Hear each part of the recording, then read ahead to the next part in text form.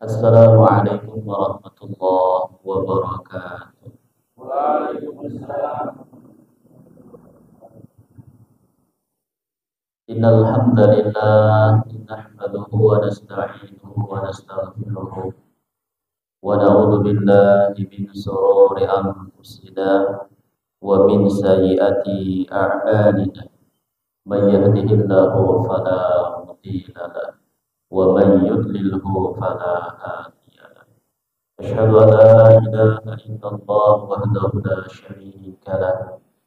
أحدا صمدا لم يلد ولم يولد ولم يكن له كفوا أحد وأشهد أن سيدنا محمدا عبده ورسوله اللهم صل على سيدنا محمد وعلى آل سيدنا محمد في الأولين والآخرين وفي الملأ الأعلى إلى يوم الدين.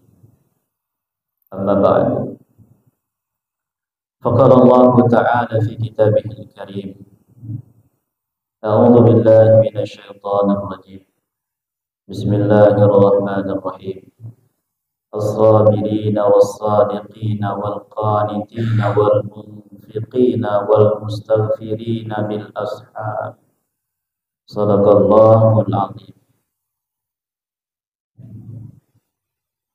Faqala Nabi sallallahu alaihi wasallam innallaha wa malaikatahu yusholluna 'alan nasahihin atau kama qala Nabi sallallahu alaihi wasallam.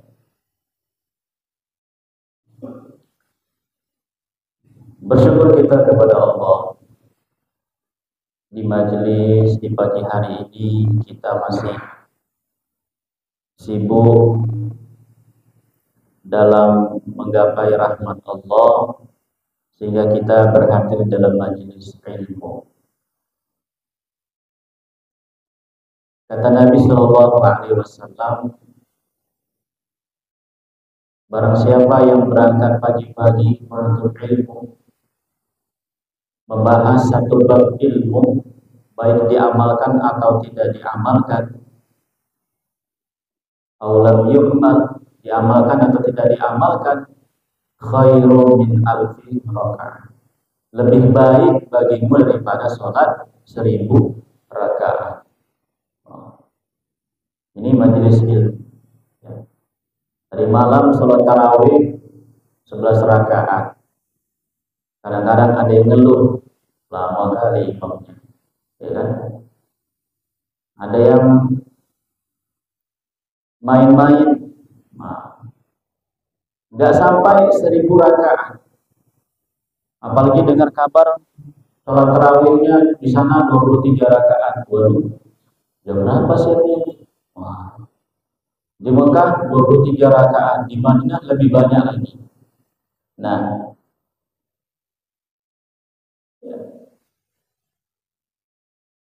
udah banyak rakaatnya, 1 juz pula itu setiap rakaatnya, satu malam itu 1 juz pula. Waduh, jam berapa siapnya? Wah, ya. Tapi ini ketika kita hadir dalam majelis ilmu, menuntut ilmu, kita membahas satu bab ilmu, baik kita amalkan atau tidak diamalkan, lebih baik daripada min khairi alfi rakaat, 1000 rakaat sholat sunnah. Nah, walaupun belum pernah sholat rakaat 1000 kali itu, Pak. Inilah keutamaan hadir dalam majelis ilmu. Kemudian kita bersalawat kepada Nabi Muhammad sallallahu alaihi wasallam dengan mengucapkan Allahumma sholli ala sayyidina Muhammad wa ala ali sayyidina Muhammad. Berkah salawat, dengan berkahnya salawat ini kita berharap mendapatkan syafaat dari Nabi sallallahu alaihi wasallam di dunia ini sampai nanti di akhirat. Amin ya rabbal alamin. Orang tua kami, ibu-ibu, hadirin hadirat, khususon Ketua BKN, Bapak Aris Ashab, serta perangkatnya, semoga kita mendapatkan keafiatan dari Allah Subhanahu wa taala, kesehatan dan rezeki yang berkah khususnya di bulan suci Ramadan ini. Amin ya rabbal alamin. Nah, hadirin yang mulia, Ramadan itu bulan yang sangat istimewa sebenarnya. Setiap waktu Ramadan itu merupakan waktu-waktu yang paling baik, sehingga benarlah bahwa Ramadan itu adalah syahrul umat. Ummati kata Nabi. Ramadan itu merupakan bulan umatku. Karena memang setiap apapun yang ada di bulan Ramadan itu memang dikhususkan kepada umatnya Nabi Shallallahu Alaihi Wasallam. Waktu-waktu yang ada di Ramadan itu adalah waktu-waktu yang sangat istimewa bagi umat Nabi Shallallahu Alaihi Wasallam. Minimal itu ada 2 tempat waktu yang istimewa. Minimal. Kayak mana istimewanya itu? Pertama, 2 waktu ini adalah waktu yang tempat yang paling makbulnya ketika kita berdoa kepada Allah. Salah satunya itu adalah waktu sahur. Kapan waktu sahur ini? Ada orang yang sahur jam 2 malam, jam 3 malam. Bahkan ada yang sahur itu niat siap sholat tarawih, makan banyak, niatnya supaya di jamak, di qadha, nanti bangun langsung sholat subuh, nggak sahur lagi. Ya, ada yang seperti itu. Ada Pak, Ibu. Jadi kapan sebenarnya waktu sahur itu? Waktu sahur itu yang paling bagus adalah kalau malam itu ada 12 jam, maka 2 jam terakhir itulah waktu sahur. Kalau umpamanya jam 6, mataharinya sudah tergelincir masuk maghrib, maka hitung Pak Bu, 2 jam terakhir itu jam berapa? Kurang lebih pukul 4 pagi sampai azan. Itulah waktu sahur. Dan sahur yang paling baik itu sunahkan Nabi, diperintahkan oleh Nabi Shallallahu Alaihi Wasallam adalah di akhir-akhirnya. Kalau sahur sunnahnya ditakhirkan, di akhir. Nah, tapi bukan berarti 5 menit lagi mau azan baru situ kita makan.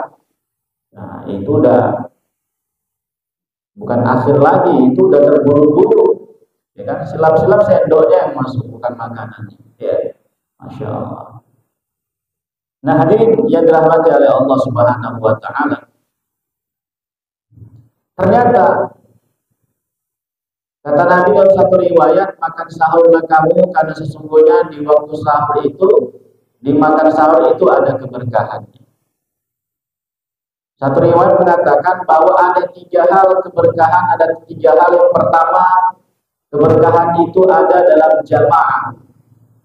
Maka kita dianjurkan sholat berjamaah, karena di situ ada keberkahannya. Kedua, baik jamaahnya itu mau pergi, safar, rihlah, itu bagusnya berjamaah, jangan sendiri-sendiri. Makan, bagusnya berjamaah, dikumpulkan ayahnya, suaminya, anak-anaknya, makannya berjamaah. Kenapa? Ada keberkahan di dalam. Yang kedua, berkahnya itu kata Nabi ada lagi berkah yang kedua itu makan roti sari. Roti sari ini kalau kita di sini itu roti jala, yang petak-petak itu ada kuahnya. Itu makan itu kata Nabi ada keberkahan. Makan roti jala itu, roti sari dalam bahasa Arab itu ada keberkahan. Nah, yang ketiga, keberkahan itu ada waktu makan, waktu sahur. Maka kata Nabi Shallallahu Alaihi Wasallam, saking berkahnya ini sahur, kata Nabi, Innallaha wa malaikatahu yusholluna ala mutasahhirin. Sesungguhnya Allah dan para malaikatnya itu mendoakan, mengirimkan rahmat kepada orang-orang yang makan sahur. Tuh, Pak. memang makannya biasa, tapi barokahnya itu malaikat dan Allah dan serta malaikat-malaikatnya itu memberikan rahmatnya kepada orang-orang yang makan sahur. Ya.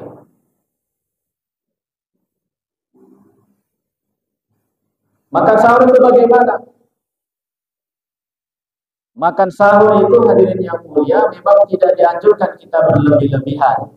Kita stok di makanan banyak sampai siang nanti nggak kelaparan. Namanya puasa ya lapar. Minum banyak-banyak sampai satu ceret habis supaya anggap stok siang nggak haus-haus. Namanya puasa nggak minum ya haus. Yang adanya gitu pagi kena AC, maunya bawaannya ke kamar mandi terus, ya kan? Sikit-sikit sepi, sesak pipis, kebanyakan. Nah, ternyata ketika orang yang niatnya niatnya sudah berpuasa, itu Allah Subhanahu wa taala koneksikan seluruh dari mulai otak sampai seluruh badan itu bisa menahan haus dan lapar. Ada kekuatan di dalamnya. Beda orang yang sengaja nggak makan atau menahan-nahan makan karena udah lapar tapi punya duit nggak makan-makan, itu jadi penyakit. Pagi berangkat kerja nggak sarapan, siang makannya nanti-nantilah, jam 4, jam 5 baru makan. Ya. Sehari 2 hari oke, kuat. Tiba jadi datang penyakit itu, Masya Allah, gejolak, ya, penyakit. Tapi ketika kita sahur, ketika kita berpuasa, maka seluruh organ-organ yang ada di tubuh Allah perintahkan mereka juga ikut berpuasa.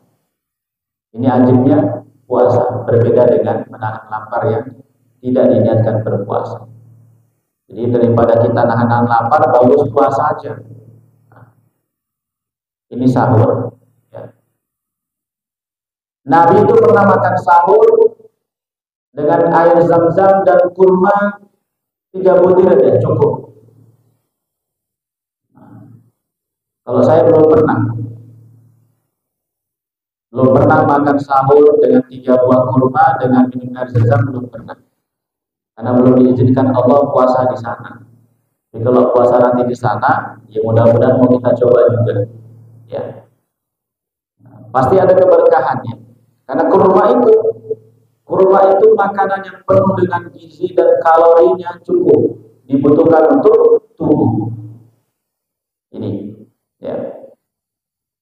Nah, hadirin yang dirahmati oleh Allah Subhanahu wa taala, kenapa waktu sahur ini waktu yang sangat istimewa? Karena ternyata sahur ini adalah waktu perubahan dari malam berubah menjadi siang. Pergantian malaikat malam, dia pindah tugas digantikan oleh malaikat siang.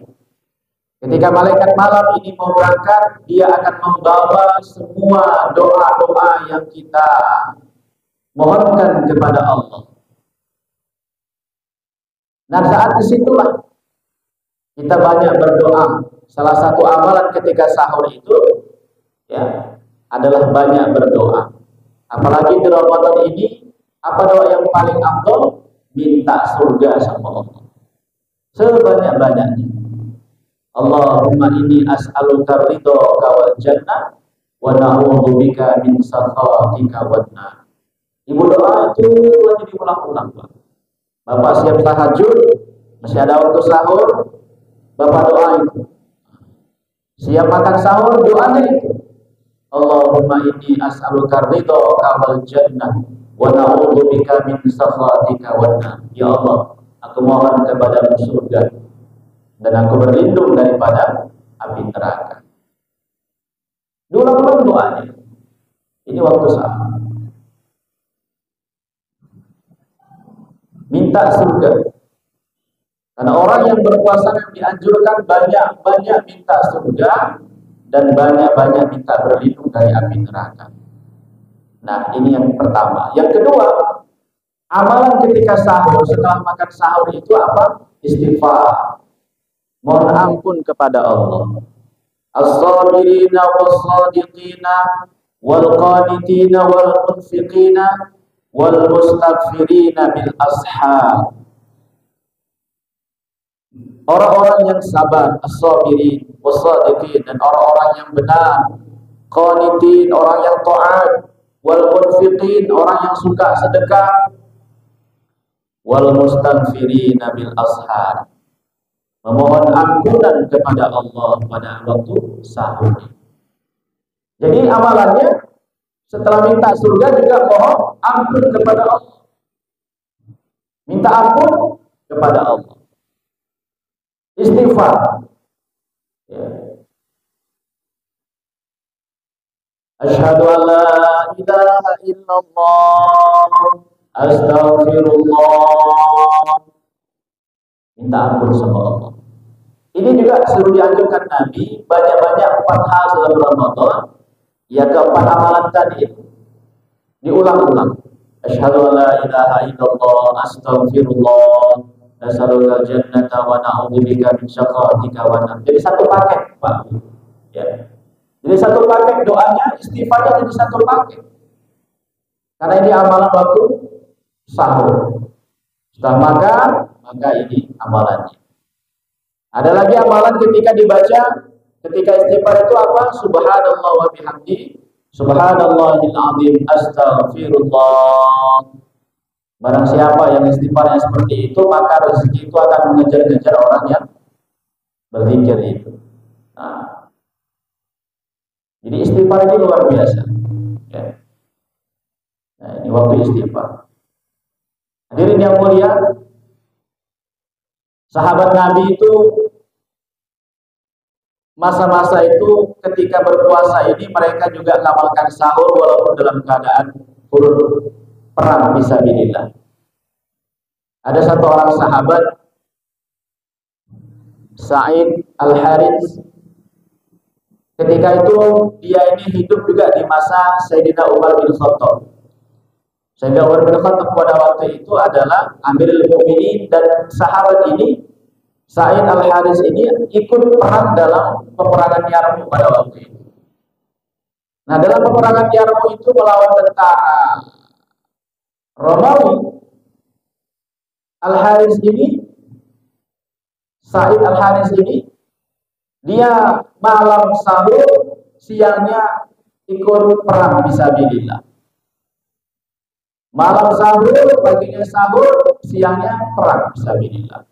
Satu hari dia kecapean, kena penyakit, sehingga dia harus istirahat di kemahnya. Ya. Berapa hari itu dia istirahat, waktu tertidur itu dia bermimpi. Dia dibawa oleh 2 orang yang berpakaian putih. Nah, berpakaian putih, 2 orang laki-laki yang ganteng, tampan, berpakaian putih, dibawa pergi ke satu tempat yang tempat itu sangat indah, sangat cantik sekali. Belum pernah dia singgah ke tempat itu. Dan ketika itu dia ditunjukkan oleh para wanita yang sangat-sangat cantik jelita. Ya. Sangat cantik. Kalau cantik biasa, tapi kalau ada bahasanya cantik itu sangat luar biasa. Ya. Sehingga dia apa? Wahai Sa'id, kapan engkau akan bersama kami? Loh, kalian siapa? Kami ini adalah istri-istrimu yang pasti akan dinikahkan Allah kepadamu nantinya. Mari. Ya. Kalau gitu, jangan tunggu nanti-nantilah, sekarang saja aku kesana. Malam ini aja langsung. Jangan nanti besok-besok. Nggak bisa, kata bidadari itu. Karena wanita-wanita itu, bidadari itu katakan belum saatnya. Kalau masih ada tugas di dunia ini yang harus kamu selesaikan. Jadi bahasa Jawanya itu melindur. Melindur itu sampai bilang malam ini aja, Jangan tunggu besok. Datang kawan yang tidur sebelahnya dibangunin, Sa'id. Anda ngopo, ada apa kok kamu teriak malam ini saja, malam ini saja? Kenapa? Dia ceritakan seperti itu. Sehingga ketika selesai mimpi itu dia pun dalam keadaan sehat. Ya. Merasa bapak-bapak sakit ini kalau ketemu mimpi bidadari langsung sehat. Ya. Macam sangat sakit parahnya itu kalau udah mimpi bidadari langsung sehat. Nah, ternyata orang-orang yang berpuasa ini memang sudah ada bidadarinya masing-masing. Jadi bidadari itu memang ternyata pencemburu juga di sana. Buat orang yang cantik, tukang cemburu juga. Jadi kalau ada orang istrinya di dunia, umpamanya istri Pak Asap itu di dunia merempet sama Pak Asap, lagi puasa dirempeti, itu bidadari di sana tuh merempet. Oh, tengok kok nanti kalau udah nanti dia sama aku, gak aku kasih lagi jatahmu sama dia. Oh, gitu. Jadi bidadari itu memang Masya Allah, ya, sudah dikasih sama Allah untuk orang yang berpuasa. Karena orang berpuasa ini kan surganya namanya surga Ar-Rayyan pintunya, dikhususkan oleh orang-orang yang berpuasa. Bidadarinya pun bidadari yang khusus juga. Nah, tapi jangan khawatir Bu, kalau ibu masuk surga juga, ya kan? Itu bidadari itu gak ada apa-apanya.